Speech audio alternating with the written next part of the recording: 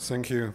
I'm going to give you a very quick, I'm going to go as fast as I can without not going too fast, but about the guidelines with the Inter-American Development Bank developed about coal-fired power plants. And maybe just before going into the presentation itself, I think just to explain that the rationale behind what we did here came from the frustration that most of the EIAs we have been seeing for coal-fired power plants in the last 5 to 10 years didn't really tackle the issue of greenhouse gas emission, not in a way that was meaningful. And I think this is the main reason why eventually we decided to get these guidelines and trying to understand, trying to indicate to our clients how we could make a better effort to try to include greenhouse gas emission into the EIAs.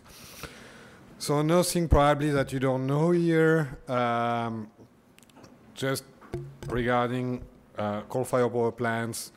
You may already know that the quantity of greenhouse gas per unit of energy is one of the biggest, is the highest of all fossil fuels. That overall, globally, coal-fired power plants are one of the most significant contributors to the accumulation of greenhouse gas emission in the atmosphere.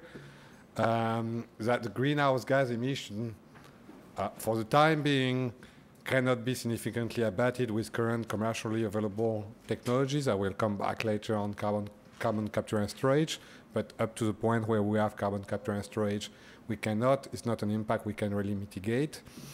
And there is also the carbon lock-in risk, meaning the fact that we are right now financing investments that may impact greenhouse gas emissions for the next 25, 30, 40 years. And also with carbon capture and storage, the fact that carbon capture and storage may be difficult to retrofit to plants that were not very efficient from the beginning. So there is a real risk of carbon locking here. However, having said that, even if greenhouse gas emissions are probably one of the most difficult issues of a coal-fired power plant project, currently, greenhouse gas emissions are generally not very well addressed in traditional EIAs. One of the simple reasons of that is that, as was explained in the plenary session this morning, national, legal, or regulatory frameworks generally not very well developed, particularly in developing countries. In terms of an EIA also, the EIA is usually linked to physical impacts, telling you if you do this is the impact you have. Here it's very difficult in terms of GHG emission to directly link the emission with the physical impact because the physical impact are global. So it's very difficult to say if I do this coal-fired power plant, if I don't do it, basically I will have an influence in global warming of 0.001% or I will not get an influence. If you try to link the emission to the physical impact, as is traditionally the case in an EIA, you have issues.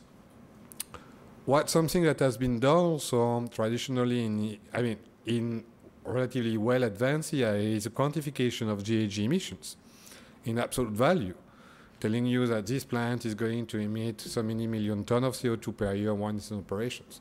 The problem with that approach, it doesn't say much in impacts. For instance, if we take an example, 700 megawatt coal-fired power plant, which is going to emit about 5 million tons of CO2 per year, is it a lot or not? How does it compare? What is the right benchmark? How we can say is it a big impact? Is it a small impact?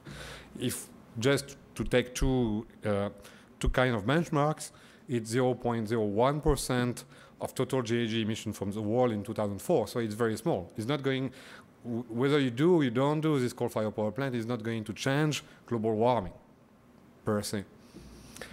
It's also the equivalent of the annual emission of 500,000 inhabitants of Latin America and Caribbean. So it's quite a big numbers. And eventually, the real difficult issue is the fact that the impact is cumulative.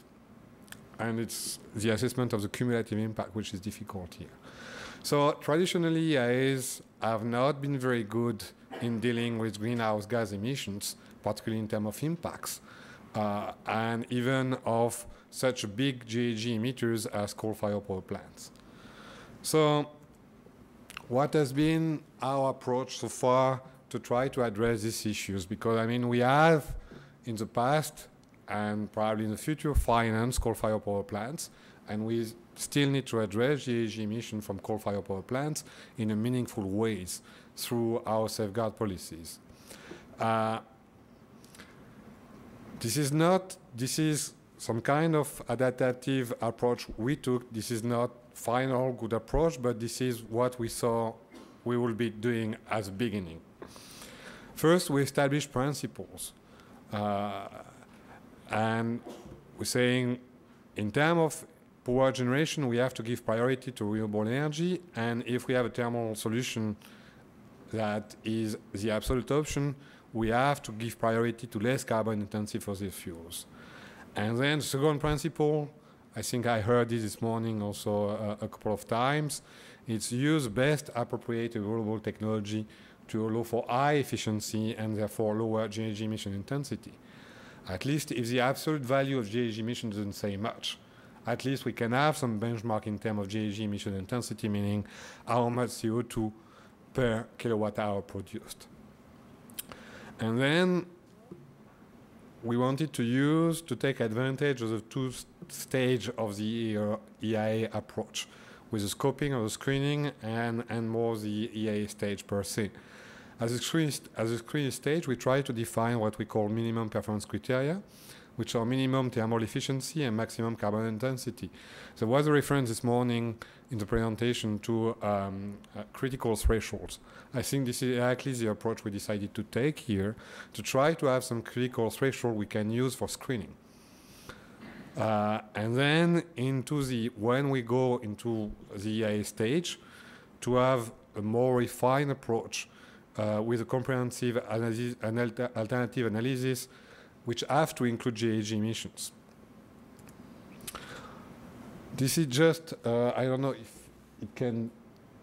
if it's possible to read them, but basically this is what we came across, what is our minimum performance criteria. I think in the previous session, my boss Janine Ferretti said that the IDP put a lot of stress of emphasize a global agreement. However, we think that a global agreement is not absolutely required to be able to move on these issues. And I think one of the key difficulties we had here is the fact that there is no global benchmarks. In relative terms, usually you have different type of legislation that exist, or different time, at least in developed countries. Some kind, if you take a classical pollutant, usually you have some benchmarks that already exist. And it's relatively easy, or not easy, but at least it's possible to put yourself into the scale of benchmark and to say, okay, this is where I want to be. Here the problem is that there is no global benchmarks, even in developed countries. So we had basically to come across what we will be using as our benchmarks in terms of energy efficiency, in terms of emission intensity, based on a technology, based on an approach based on technology, which is what is the technology, the minimum technology we can consider as viable from a GHG emission perspective for coal-fired power plant today. And this is basically the figure we decided to take, depending on different type of technology. For instance, just to take an example, if we have a supercritical coal-fired power plant, the IDB will not be able to finance the project if the efficiency of the plant is less than 38.3%, or if the net CO2 emission intensity or more than 132 kilogram of CO2 per megawatt hour. Of course, these figures are somewhat arbitrary, but you have to put a line in the sand somewhere to start. And this is what we decided to do, to put the benchmark at these levels. However, not the end of the story, because this is our screening criteria. assuming, and sorry, just something I wanted to mention also is the fact that I didn't want to make any kind of case studies, but just to inform you that we actually had to decline one financing of a coal-fired power plant project that didn't meet this criteria. I don't want to give details because it was a private sector deal and it's confidential, but just to let you know that we actually had, I mean, it's not only criteria we put like this, we actually decline one financing of coal-fired power plant based on this criteria of not meeting this screening criteria. In terms of the second stage, analysis of alternative, what we want to do is, what the guidelines say we have to do is to do a multi-criteria analysis which include different criteria that tend to reflect what could be the best appropriate available technology. I mean, as initial criteria, we took things like source of fuels and whether it's the fuel is indigenous or need to be imported, capital and operational cost, overall efficiency of the technology, the size of the grid in relation to the selection of the unit size. I mean, we have in our guidelines different type of criteria that say, okay, if we consider all these criteria, is it what we have? Is it the optimal solution? We think, even if it's not something we had currently in our guidelines, that it could also include a cost-benefit analysis with climate change externalities. Meaning that we could do shadow carbon pricing, but something that is still something we are currently considering and thinking about, because one of the key issues of shadow carbon pricing is what is the cost of carbon you are taking. I mean, you have at least three different types of cost of carbon. You have the market price, you have the avoidance price in a given situation, and you have the social cost of carbon. And the three costs are very different.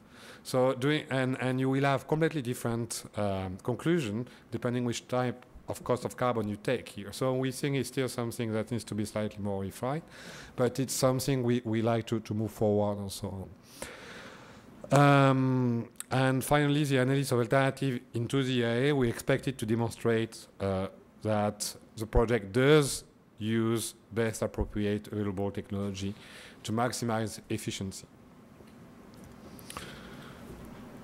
Next steps, and almost final slide. What are we doing? What are we going to do next? First, extend the approach to other GHG-intensive industries. Something I want to mention is something we started with coal, but we have actually finalized the same type of approach for cement manufacturing, for methane emission from landfills, and we are currently in the process of doing guidelines for other fossil fuels power plant technologies. We want to get further practical experience in incorporating GHG emission into the analysis of alternative. I mentioned a few criteria we consider using. We think that it's an approach that can be refined, and we probably need to explore further how to incorporate or how to refine this multi-criteria approach. We want to explore ways to take into account climate change externality into cost-benefit analysis. I mentioned it with shadow carbon pricing. Also, something very important that I didn't mention before is how we incorporate carbon offsets into the analysis. Because we have a project, but this project may be, some of the emission of this project may be offset by either another project or some other type of activities that are being done. So how we incorporate that into our minimum performance criteria and our overall analysis of alternative approach is still something we need to explore. And also we want to revise the guidelines periodically to take into account new technological developments. In terms of coal-fired power plants, there is an obvious one, but unfortunately which is not still commercially available, which is carbon capture and storage, as they become available. More information on our website. The guidelines, the coal-fired power plant guidelines are available there. And we are going to publish very soon also the cement manufacturing guidelines and the landfills guidelines. Thank you.